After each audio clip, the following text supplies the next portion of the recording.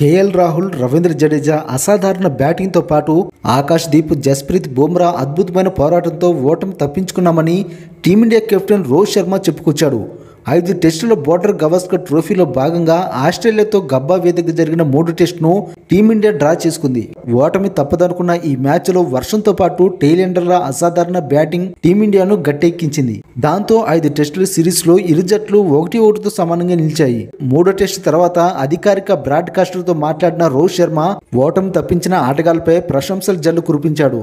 పదే వర్షం అంతరాయం కలిగించడం చికాకు పెట్టిందన్నాడు. కానీ ఈ మ్యాచ్లో ఓటమి తప్పించుకొని 1-1తో మెల్బోర్న్ వెళ్లడం గొప్ప విషయం. ఈ మ్యాచ్ డ్రాగా ముగియడంతో పాటు మా విశ్వాసం రెట్టింపైంది. మెల్బోర్న్ లో రాణించగలమనే విశ్వాసాన్ని ఇచ్చింది. 4వ రోజు ఆటలో లంచ్ తర్వాత మాలో ఎవరైనా నిలబడి గేమ్ ను ముందుకు తీసుకెళ్లాలనుకున్నాం. వాతావరణాన్ని మదిలో పెట్టుకుని ఆడాలనుకున్నాం. వర్షం కారణంగా గేమ్ పూర్తిగా జరగదని మాకు తెలుసు. ఈ మ్యాచ్ డ్రాగా ముగిసిందంటే దానికి కారణం క్రెడిట్ మొత్తం జడేజా, రాహుల్ దే. ఈ ఇద్దరి బ్యాటింగ్ అద్భుతం. వీరి ఆట చూడముచ్చటగా అనిపించింది. బ్యాటింగ్ లోనూ మేము అద్భుతంగా రాణించాం. ముఖ్యంగా బుమ్రా దుమ్ము లేపాడు.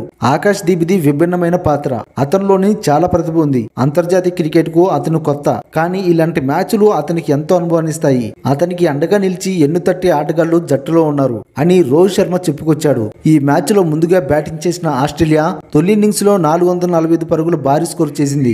ఆ తర్వాత టీమిండియా 260 పరుగులకు ఆల్అౌట్ అయింది. 185 పరుగుల భారీ ఆధిక్యంతో రెండో ఇన్నింగ్స్ ప్రారంభించిన ఆసీస్ 89 పరుగులకు 7 వికెట్లు కోల్పోయి డిక్లేర్ చేసింది. దాంతో భారత్ ముందు 275 పరుగుల లక్ష్యం నమోదైంది. ఈ లక్ష్య ఛేదనకు టీమిండియా రెండో ఇన్నింగ్స్ ప్రారంభించగా వర్షం అంతరాయం కలిగించింది. వర్షంతో మ్యాచ్ ఆగిపోయే సమయానికి భారత స్కోరు 8 పరుగులుగా ఉంది. వర్షం తీవ్రత పెరగడంతో అంపైర్లు మ్యాచ్ ను డ్రాగా ప్రకటించారు.